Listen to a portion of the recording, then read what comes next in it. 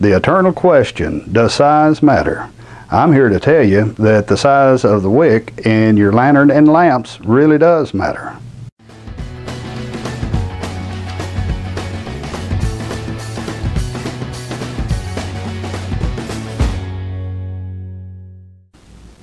The size of the wick in your lamp or lantern really does matter.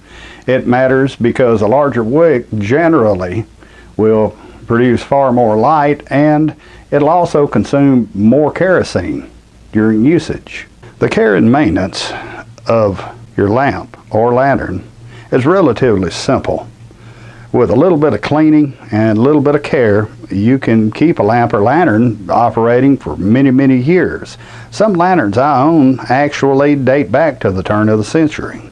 The proper care and maintenance of lamps is relatively simple and straightforward. All you have to do is simply remove your globe. It's very delicate, so don't bump it around. Make sure it's cool before you even attempt to wash it. But you simply wash it with soap and water and let it air dry or towel dry. Next, leaving the globe off of the lamp base, you simply unscrew the burner from the lamp, removing it out the top. If you need to replace your wick, instead of turning the wick down, run it all the way out the top and let it fall away. Once you've done that, there, if you'll notice, there are vent holes around the base, either punched holes or slots all around the base of the burner. Make sure and clean them out with a soft bristle brush, and an old paintbrush or even a new paintbrush is fine for that, and dust the rest of it off, making sure it's relatively clean. If you have to replace the wick, make sure it's replaced and let it sit back down into the base, and just simply screw it back on.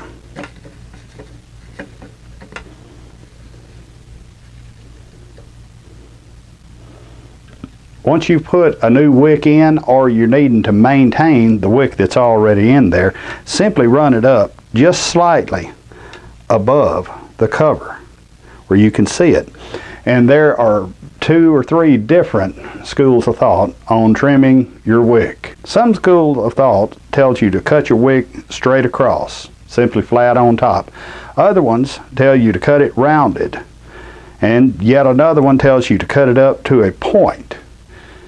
I have tried all 3, and I find absolutely no difference whatsoever in the amount of light coming from a lamp or lantern, for that matter, from trimming your wick one way or the other. So do it how you please. Trimming the wick on a lantern is relatively simple. You just simply cut it off in whatever configuration that you want. Like I said, I have this one cut square, but if I wanted to cut it rounded, I would simply cut the corners off and go around, or if I wanted it pointed at top, I'd just simply cut the corners off and leave it pointed. All you want to do when you trim the wick on a lamp or a lantern is to trim about the top 1/4 inch off of what is actually burned. You don't want to cut way down to just simply waste the wick.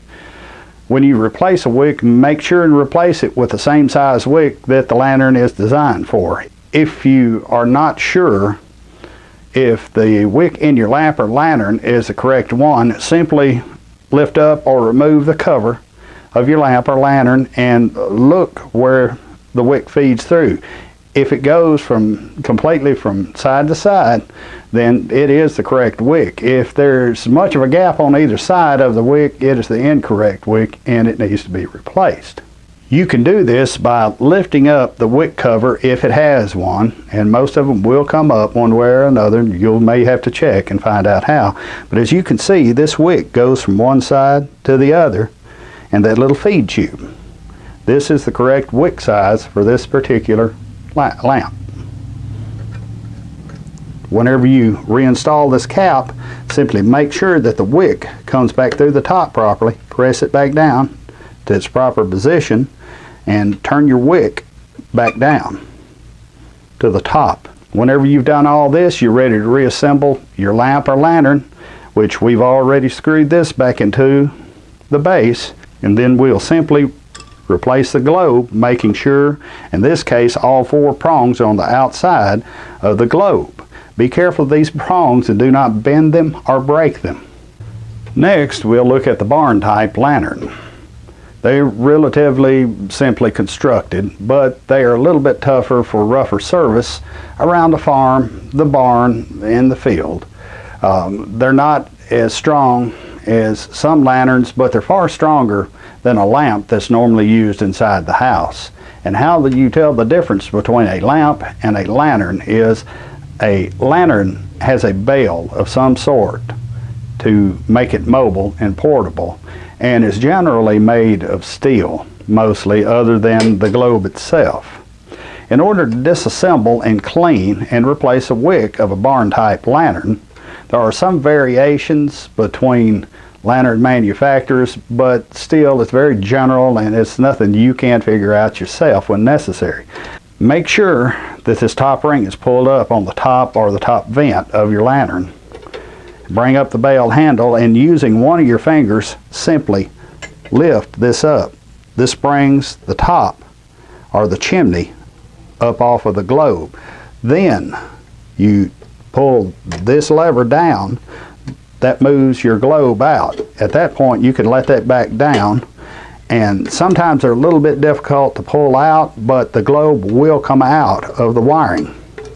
You may want to hold the bottom just to keep breaking it, and the globe comes out for proper cleaning. In order to get the maximum amount of light from any lamp or lantern, the globe itself should be cleaned thoroughly. You should not raise the wick up too high, because it causes smoking and soot to occur on the inside of this glass, dropping the amount of light that'll actually come out. It's much like looking through a very dirty window. Set the globe to the side on a stable surface. Then move this back and out of your way. This cap will unscrew one way or the other. This particular model, the cap unscrews clockwise, which is opposite of what a jar will be. The top sits down that way. The burner itself comes out, and you simply replace the wick by running it out the top. Try to avoid running them out the bottom when possible, because it can damage your wick winder. Nobody wants a damaged wick winder. But you also trim these wicks in the same way. You have a choice whether to trim them square like this one is, rounded, or pointed. Like I've said before, I can see absolutely no difference whatsoever in the amount of light that comes from a lantern. The cut on the end of your wick does not appear, to me at least, to make any difference whatsoever. In order to reassemble, you simply go opposite of what you did before. You set the wick back down in there, turn your wick back down to about that level. Put the cap back on, and this particular model and most of them have a notch where the wick winder stem comes out.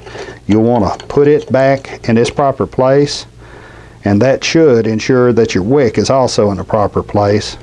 Put it back on there, and like I said before, this particular model turns normally screw threads, unless they're gas threads, are righty-tighty, lefty-loosey. This one is lefty-tighty, righty-loosey. So I'll put it back in there just like that, and make sure it's snug. And also, while you have your burner out, inspect the bottom of your burner. This type of lantern normally has a rubber washer on there as a seal. Make sure everything's back tight. Make sure your wick winder is working well. Push this wire protective cage back up, wash your globe, insert it back in, lift this up,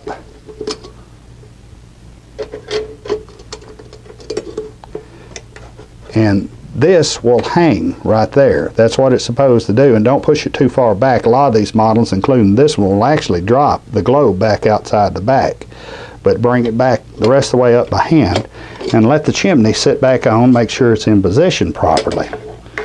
While you're at it, take a brush and clean all your vent holes in this top chimney and the draw holes from under the bottom, and on the inside if necessary while you have it disassembled. Brush every piece of dirt, lint, or anything else out of the way, and often bugs will manage to find their way inside these lanterns and lamps just simply because it's a light source. Brush all them away while you're there. The railroad type lanterns sometimes can be a little bit of horse of a different color. They don't carry as much fuel, therefore they will not last as long without refill than barn lanterns or lamps, but on the plus side, they are very tough and resilient. They were made to use by railroads and utility companies like sewer workers and subway workers, and as a matter of fact many other workers often use this type of lantern because it's so tough and it's designed to avoid breakage of the globe or puncturing of the fuel tank, which is actually integral to this. And we will disassemble this lantern and show you how to actually clean them and replace the wick in them also. These railroad or utility lanterns were designed to be very tough. They have a lot of space between the globe and the outer cage, and they also have the external part that holds the fuel tank for these lanterns. If you puncture the outside, it doesn't bother the fuel tank at all. It would have to puncture the outside and the tank itself that's integral to this in order for it to even leak fuel.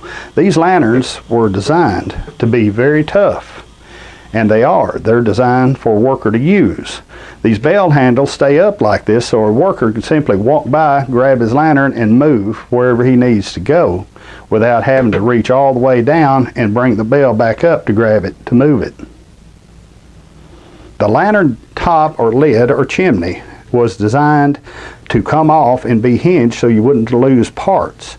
There's usually a lever on one side or the other of the lantern and hinged on the other side so the top does not come completely off of it and make it difficult to find parts to reassemble.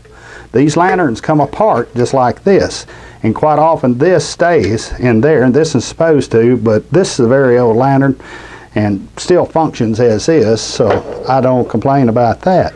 Next, you will remove the globe and wash it thoroughly. Make sure that this globe is cooled off before you wash it with soap and water and let it dry.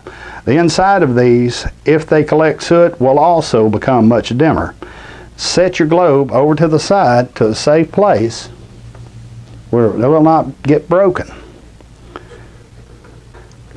The oil tank, or font as it's properly called, simply lifts out of the bottom of this. The tank itself is totally separate from that. You put it loose. In order to refill the font or replace the wick, you simply turn it and it comes out just like that. I need to replace this wick. I just simply have not bothered because this is actually a collector piece. I have wicks that will fit it, but it has the wick that was with it when I got it, and I figure it's far older and it's best to leave it alone because this actually is a collector piece. Some of my railroad lanterns I actually use for backup lighting, and as a consequence I have replaced the wick on them, but on this one I'm not going to. In order to reassemble a railroad or utility type lantern, you just simply put the burner back in the font and set it back in. There is a place for the wick winder to set back down. You put it in. After you've cleaned and washed, completely dried the globe, you set it back in the lantern where it goes. Being careful, they can be delicate and can break. And then you simply reassemble the lantern just like you took it apart, and simply reassembles just like that. Trimming the wick is just like any other lamp or lantern. Trim it whatever design you so desire. It makes absolutely no difference. Also, while you're on the inside, use your brush and clean any of the vent holes. The vent holes in this chimney, and there are also vent holes on the side of the base that need to be cleaned in order for proper air circulation and proper burning of the wick.